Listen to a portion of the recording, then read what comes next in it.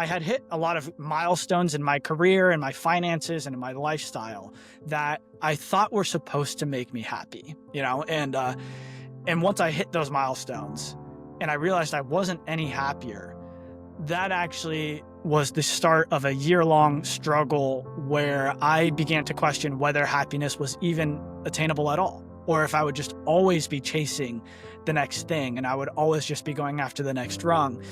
And I felt so deeply that happiness was unattainable that I started to struggle with suicidal ideation. And when I say suicidal ideation, I want to clarify, I did not actively try to take my own life, right? I'm thinking, man, the last time I saw my mom might have been the last time I truly saw my mom. And in a weird way, I felt this guilt because here my mom is fighting for her life. And here I was wishing I wasn't alive, right? And it didn't make sense to me. And that was the first moment I said, okay, you know what? Once we get through this, I'm going to make a change. I can't keep living this way.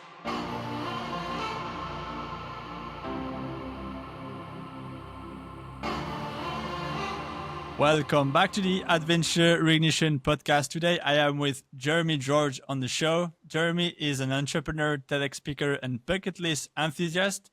During the pandemic, he started a project to cross off 52 goals from his bucket list in a year. From cliff jumping in Hawaii to backpacking the California coast, he decided to do anything that pushed his limits to rediscover his purpose. Jeremy, welcome on the show. Thanks so much for having me. I've been long anticipating this one, so I'm really excited for the conversation. Yeah, thanks for being here. And let's dive straight into this because I have so many questions I could ask because we resonate so much in terms of similar stories. But sure. Before to dive into your bucket list here, I want to go back to before that because you once said that you weren't sad, you just felt empty. Can you take us back to that exact moment when you were living in New York and what was going on inside of you? Yeah, definitely. And so, the quote you're referring to is from my TEDx talk that I gave after I did that project, right, where I tried to do 52 things in 52 weeks. And the reason I shared that is because I think a lot of people from the outside or from the surface sort of felt like I was just like going off and doing a bunch of crazy things, right? And it was, although there was a lot of support, I think a lot of people didn't really understand like why would someone just suddenly go do this? And so as you said, the catalyst for it was I was at a point in my life. So this was 2019. I was living in New York City at the time, as you mentioned. I had hit a lot of milestones in my career and my finances and in my lifestyle that I thought were supposed to make me happy, and once I hit those milestones and I realized I wasn't any happier, that actually was the start of a year-long struggle where I began to question whether happiness was even attainable at all, or if I would just always be chasing the next thing and I would always just be going after the next rung. And I felt so deeply that happiness was unattainable that I started to struggle with suicidal ideation. And when I say suicidal ideation, I want to clarify, I did not actively try to take my own life, right? And I think that's a really important distinction because that's a different level, I think. And I wasn't quite there yet, but I kept thinking like, I don't really want to be alive anymore. Like, what's the point of being alive if happiness is unattainable, if I'm just going to keep chasing and chasing and chasing? And I felt this so viscerally. But as you mentioned, I wasn't sad, right? I didn't have any reason to necessarily, I hadn't gone through a difficult breakup. I wasn't having financial struggles. On the surface, I had a lot of reasons to be happy. And that's what made it really challenging for me in my head was I have all these reasons to be happy, but I'm not. So, what's the point of being alive? And the worst that it got was I remember I would sort of hope that something bad would happen, right? I didn't want to take my own life, but I kind of hoped that I would wake up someday and something bad would happen. That way, I didn't have to take my own life, but I could stop living. And so that was the darkest that it got for me. And so, I'm sure we'll talk about it, but that's why I said, I need to change something. I can't keep living this way. Is there a very specific moment that you can remember that you were like on the brink and you kind of like hit the rock bottom of whatever it meant for you that forced you to jump back into changing your life upside down? Yeah, So there's one moment that I remember where it kind of started. It was very strange, but one night, I think it was actually April 19th, 2019. And the reason I remember it so vividly is I was in my bathroom staring in the mirror. It had been a very long week at work, and I was just stressed. It was still cold in New York City, even though it was April, and I hadn't been getting sleep. And so I think my brain was sort of just like really poorly wired.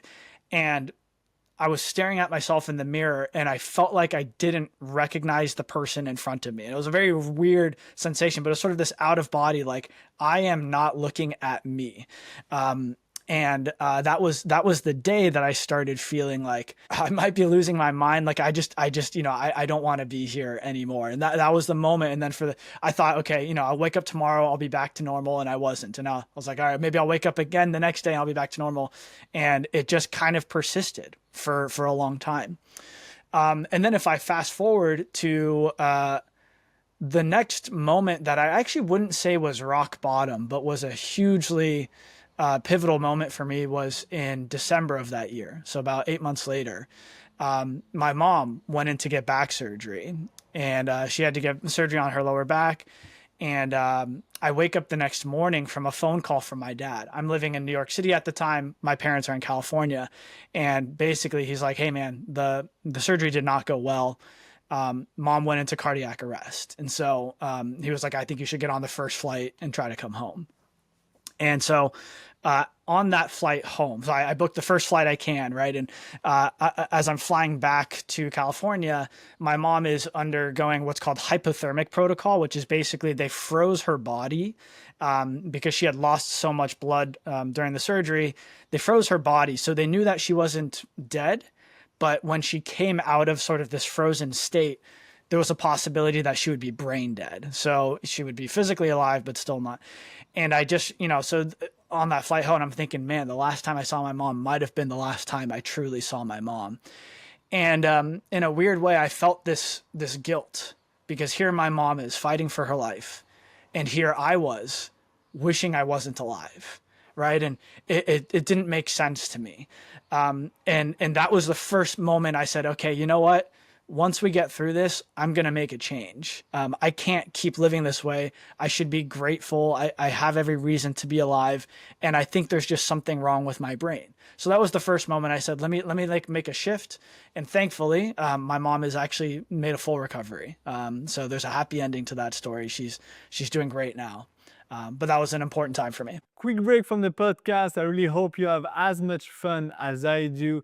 First, thank you for being here. And if you enjoy it, please give it a follow and share this with a friend because it really helps a lot. Now, if you are a multi-passionate creator, an adventurer, or a visionary that feel called to express themselves fully, I'm opening few spots for my brand new one-on-one coaching that helps you build a brand that feel like you and attract aligned opportunities without copying trends, faking it, or just waiting for clarity to arrive. So whether you are still figuring out your voice or want to have more confidence expressing your story, we will co-create your personal brand and content with a sustainable rhythm that you can actually follow.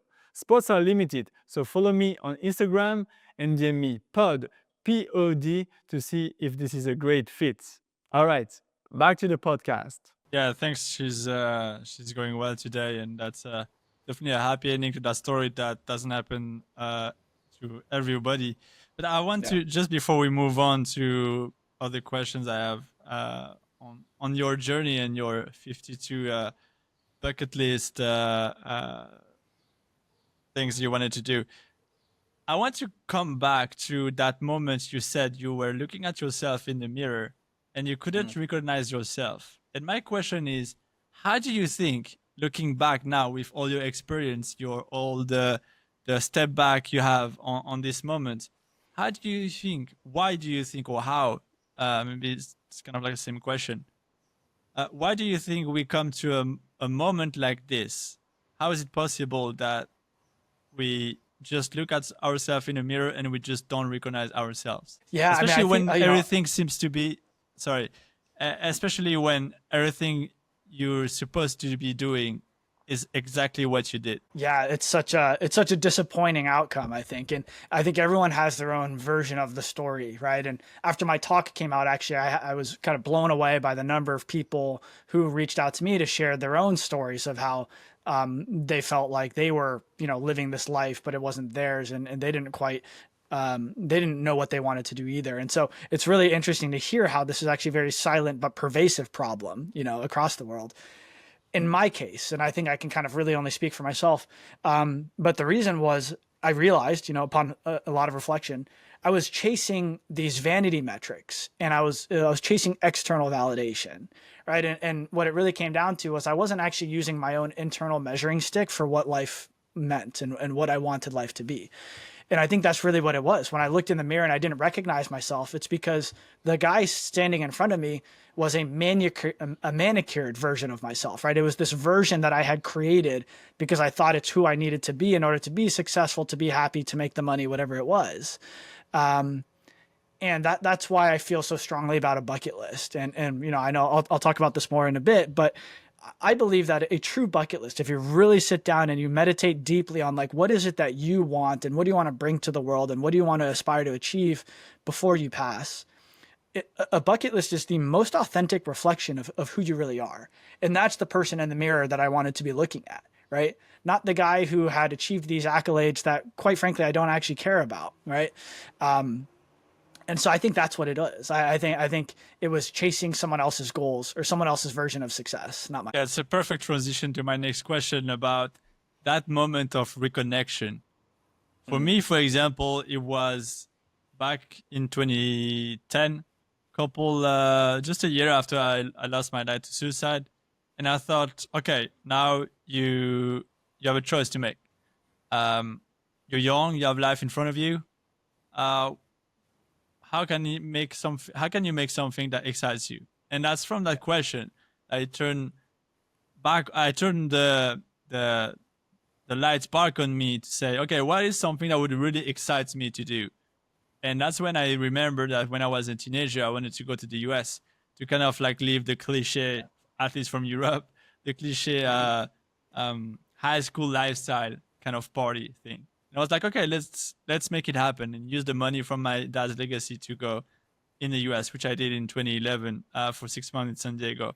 And I wanted to know that version of experiences that was the shift for you that pulled back the reconnection, was the reconnection button or moment for you. What was it? Yeah, I think so there was sort of a series of things, right? The reconnection moment for me, I think, was probably halfway through this bucket list project that I did when I completed what I think was probably the hardest thing on my bucket list, which is, as you mentioned, I bike packed from down the California coast, from San Francisco, which is where I grew up, down to San Diego, which is where I went to college, and it's where I live now. And the reason that bucket list goal, I think in particular, was so powerful for me is it was so symbolic of like this whole purpose of this project in the first place. And so if it's all right, maybe I'll just kind of tell that story briefly. I had wanted to bike down the coast of California because it's a beautiful coastline, and mostly because I had driven that route so many times, but I never really paused to appreciate it. And I thought it would be really challenging and it would be a nice way to push myself. And I had never really, I'd never bike packed before. I had never really ridden a bike that long, other than, just a few beach cruisers, maybe, on a Sunday. And so I had to learn everything from the beginning. I had to figure out what bike I should buy. I had to figure out what kind of gear I needed. I needed to get the right shoes. I needed to get the right helmet. I needed to train. I needed to figure out what my training plan would be. And then, of course, I needed to actually go do the route, and I had to plan the route.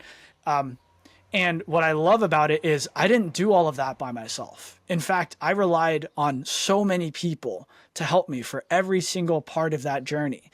My friend Chris, who's an amazing cyclist, he helped me figure out which bike I should buy. My friend Amy figured out which tires I need to get.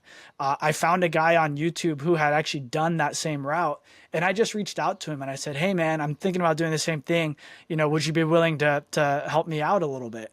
And not only did he get on a call with me to like walk me through how he did it, he sent me his entire training plan, which was diligently spelled out of like how many miles to do each day. He sent me his entire itinerary, his packing list.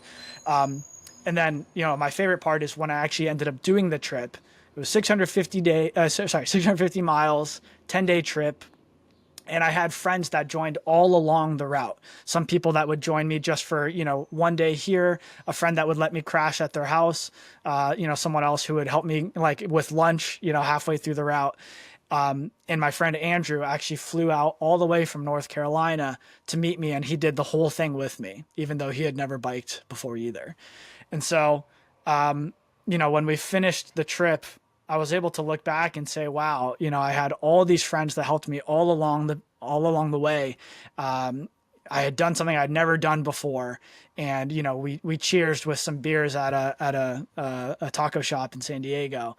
But it really culminated for me that the beauty of the experience was about the people and reconnecting and pursuing something that is meaningful to me, even though it wasn't making me money, it wasn't bringing me status, but it was bringing me joy. And that's what was so beautiful about it. Yeah, I love there's just bikepacking in as an activity is just amazing, just because it really forces you to go at a slower pace than you used to. And I love the analogy between like I've done that many times with the car and never took time to really slow down.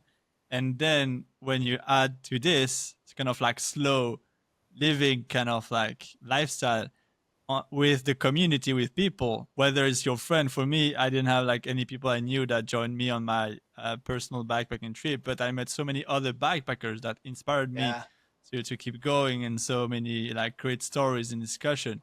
And it was really, really powerful. And I want to understand a bit more about how you come up with the project to create a bucket list and make it like 52 and wanting to make it once a week, basically. Yeah.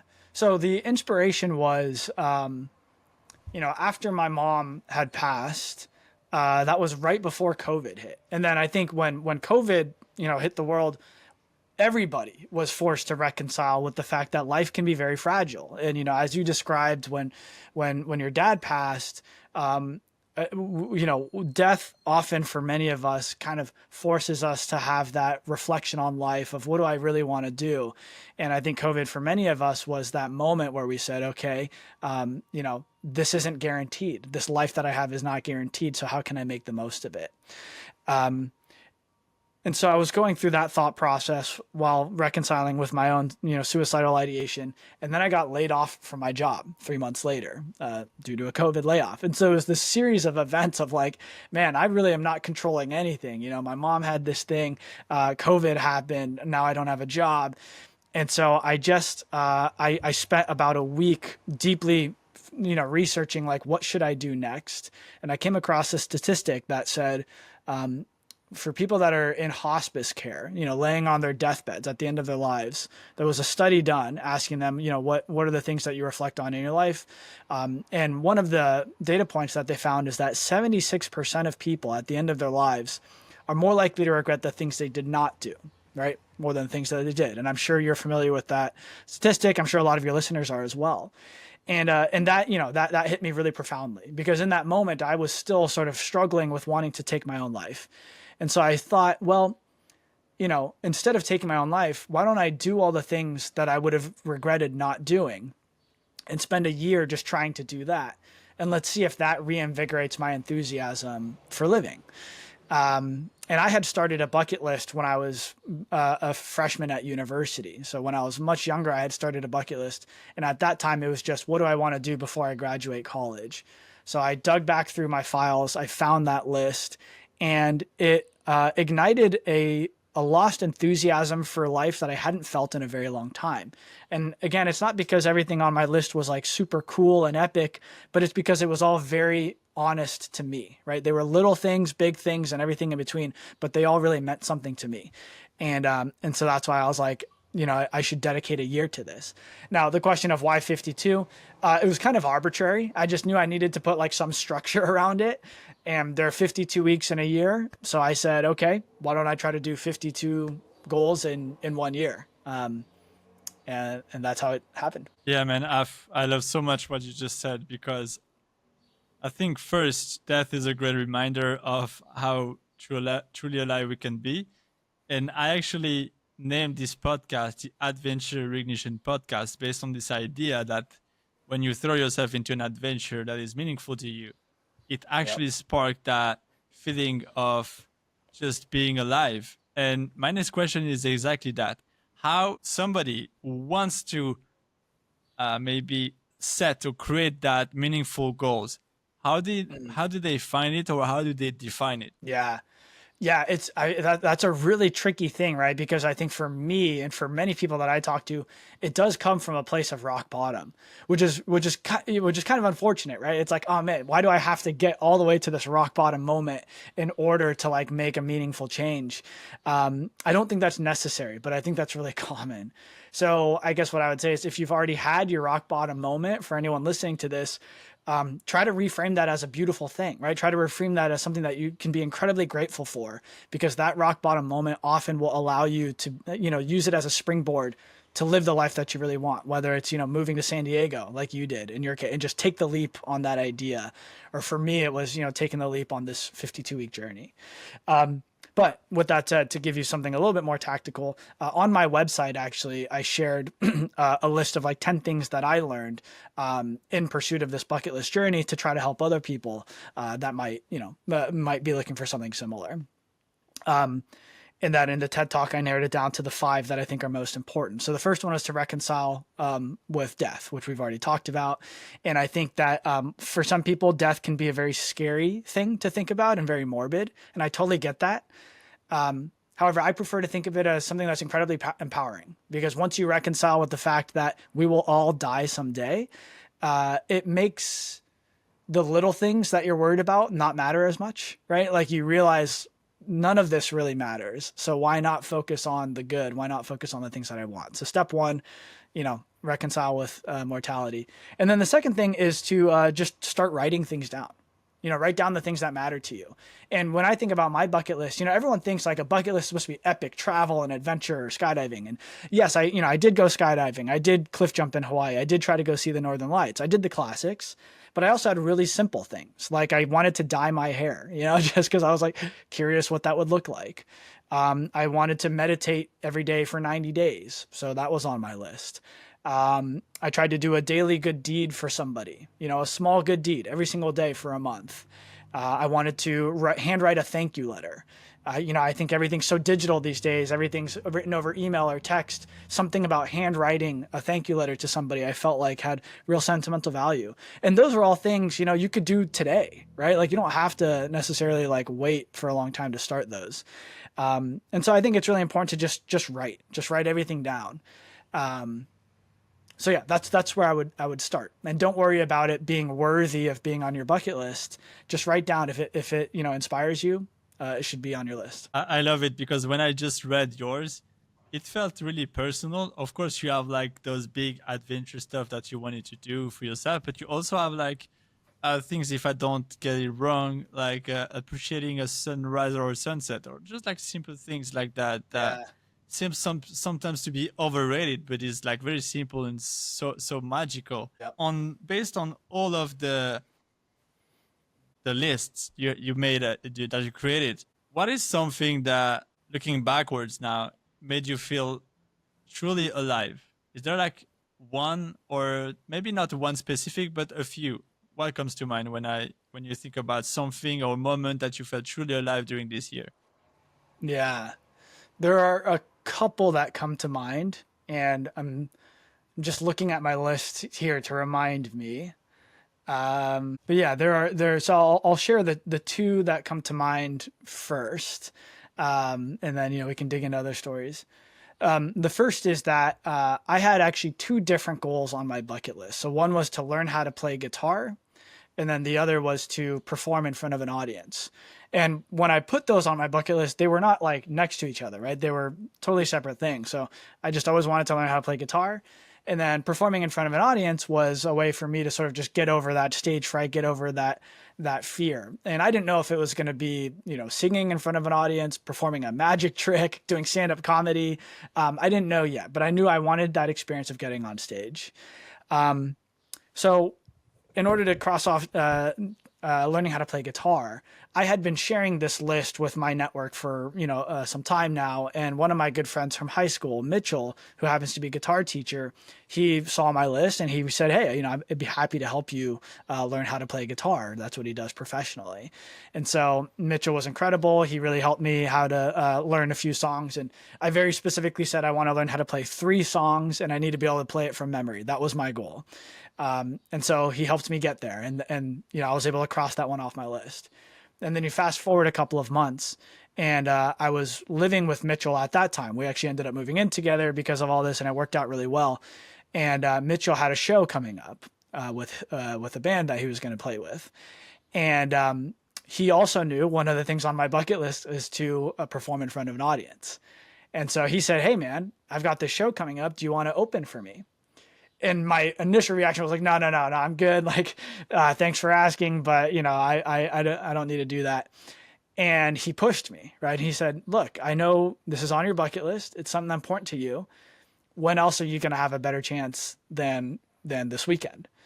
And after a little bit of convincing, I realized he was right. And even though I was terrified and I was like, there's no way I want to do this, because it was on my list and because Mitchell was there to help hold me accountable, I agreed.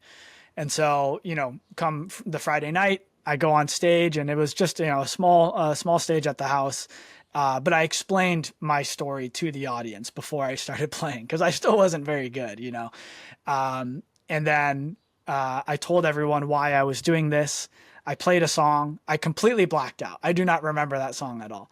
But I do remember the moment I strung my last drum, and I just heard the eruption from the crowd.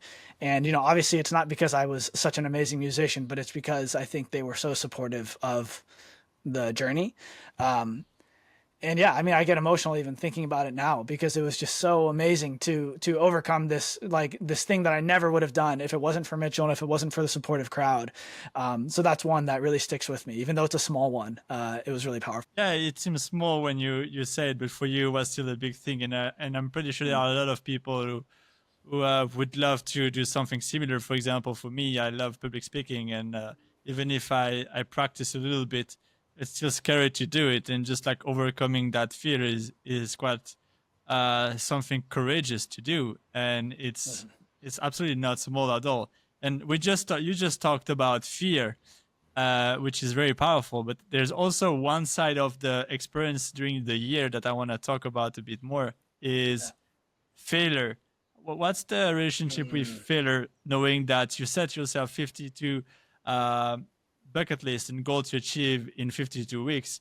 Obviously, it's pretty ambitious, which is good. But I wanted to know a bit like the other side of going after your bucket list. Yeah, I'm so glad you asked that question, because that's something I often overlook, and it's so critical. So the first thing I should be very candid about is, although I tried to do 52 things in 52 weeks, I was only able to successfully achieve 32 of them, right? And so what made the experience so incredible and so enriching wasn't the fact that I succeeded at everything. It was purely the fact that I tried, right? That I tried to do everything on my list. And, lesson number 4 that I share in my TED Talk is to celebrate failure. So like you talked about, to have a really good, healthy relationship with failure. And what I mean by that is, when you're trying to do something on your bucket list, inherently that means you're trying to do something you've never done before, right? And so the likelihood that you fail the first time you try is probably pretty high. It's, something's going to go wrong. You're just not going to be able to achieve it. And I think that when we fixate so much on the outcome, which, especially in the United States, growing up in, through school, you're really fixating on, did I get, an A? Did I get a 90% on the test? We're so fixated on the outcome that we don't think enough about the process. And I think if you fail, that should be something that you celebrate, because it means you tried. Right. The best way to never fail at anything is just to never try anything. That I can guarantee you, if you don't try stuff, then you won't fail. Right. But that sort of defeats the purpose of living. And so I took it upon myself to celebrate anytime I failed. For example, something on my bucket list is I wanted to get on a reality TV show and compete on any kind of reality TV show. And I think I reached out to like 30 different ones, and I got through to a couple interviews and stuff like that, but I never got very close. But every time I received an email saying, "Hey, Jeremy, thanks for your interest, but we're going to pass," I made sure to celebrate that, right, in some way, because I knew that although it wasn't the outcome I wanted, it was proof that I tried to do the thing that I wanted to do. And when you start to celebrate those moments of failure, you rewire your brain to get more addicted to the process than the actual outcome. And that's the most important thing, especially when you're trying to do 52 things in a year that you've never done before. For most people, you would succumb to analysis paralysis. You would try to create the perfect plan and you try to see around every corner. And then you would realize that 3 months have gone by and you haven't even started yet, right? So I wanted to really flip that script and say, just go try the thing. And then you'll probably fail, but you'll learn something. And then you can iterate, go down a different path, fail, iterate, and just continue that process. And I found that to be actually one of the most powerful things that I could teach myself. It's so powerful. I mean, I have so many questions about that. And I know we're getting to the end of the podcast, so I will just ask you 2 more questions. Yep. You mentioned it a little bit already, but what advices would you give to somebody who is now at the moment where you were back then, where everything looks good on paper, but still like everything feels wrong inside? What would be like your advice on that, for that person? Yeah. So, I think I'm always careful to be very explicit when I give advice, is that I'm giving advice to that younger version of me, right? And the reason I say that is, one thing that I found is when I would talk to certain people, they would, in those moments, right, they would give advice, but it wasn't actually tailored to me, is what I learned, right? And often some people can give advice that's actually completely wrong for you in that moment, but it's because they don't have the context that you have. And especially with something like suicidal ideation, I think for anyone who hasn't gone through it, it's really difficult to understand. A lot of the advice that I got was like, "Hey man, just like shake it off," right? Or, "Oh, you should be so proud of you. Like you have so many good things going on for you, right? You shouldn't be, why are you depressed?" Right. And although I know their intentions were good, it actually kind of pushed me in the wrong direction, because I was like, yeah, you're right. I do have things going on for me. Why am I depressed? Maybe something's wrong with me. So the advice that I would give to my younger self in that moment is to first start journaling a lot. And I would do this thing where I would put my pen on paper and I would set a timer for 3 minutes. And the rule was I wasn't allowed to take my finger off the page, right? So I just had to keep writing, and you just write whatever you're thinking. And even if you're just saying like, "Oh, this is weird, I'm just writing things for the sake of writing," like write that, right? And what was so powerful about that, that's actually a lesson that I learned from an artist friend of mine. It's so powerful because you're able to take all this mess that's going on up here, and you're able to remove yourself from it a little bit. You're able to see it more objectively. And that allowed me to realize that I am not my thoughts. So I think that was a really important disconnection for me, was to separate who I am and what I'm thinking. Because often that feels like it's the same thing, but it's actually not. So that would be my first suggestion, is start writing things, write down what you're thinking, get your thoughts onto paper. That's number 1. Number 2 would be to meditate. I'm a huge proponent of meditation. I try to meditate every day now. And I think meditation has a lot of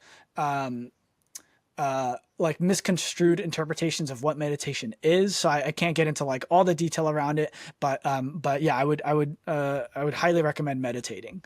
And then the third and final thing that I would recommend is do something active that involves other people. And it doesn't need to be like going out and playing a sport necessarily. But go do things that force you into a flow state of mind. For me, that was playing soccer, because I love playing soccer. What that doesn't mean necessarily is going for a run. I love running, but when you are running, it is an active thing, but you're not with other people. So you can actually continue to still spin your thoughts. And that's, I think, still very dangerous. The reason soccer is so great, or playing ping pong, or, even if it's doing art, do something active, or doing ceramics, pottery, whatever it is. it's so important that you're doing it with other people because you are forced to be more present and you don't lose yourself as much in your head, but you're forced to really focus on the thing that's in front of you, the object that's coming at you, whatever it is. And that actually, I think, saved my life because when I was in the deepest, darkest moments, soccer was the only thing that kind of made me forget about those thoughts.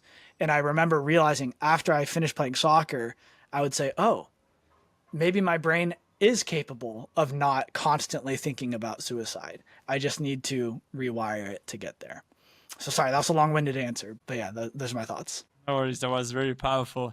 We're going to the end of the podcast. Just first, before to ask the final question, to acknowledge you for being an inspiration for so many people who can, we just basically show them how they can turn their life in a very difficult moment just by pursuing what makes them feel alive. And that's a message I personally resonate so much because it's been basically my experience with life. And I want to just like acknowledge you for that. Where can we find more about you online so that I can put everything in the show notes below? Yeah, appreciate it. Well, if you want to see more about the project, just go to www.whatayearproject.com. That's where I documented the 52 weeks. And you can watch the TED Talk on the TED's website if you just search Jeremy George, What a Year. And then you can also find me on, Instagram, on LinkedIn. I would love for anyone who's interested to check out the Bucket Match platform. It's just bucketmatch.ai. We're trying to build a community of people who prioritize their bucket lists and help each other go out and do incredible things. Yes, I'll put everything in the show notes. And regarding the Bucket Match app, I'm on it, so it really Awesome. forces me to rethink my bucket list, and I'm excited to dive deeper into this. Final question: adventure. What does it mean to you? To me, adventure is sitting on the edge of your comfort zone and having the willingness to take that one step outside of it. What a beautiful way to end the podcast. Jeremy George, thank you so much for being on the podcast. Thanks, Blaze. That was a blast. Bye, everyone.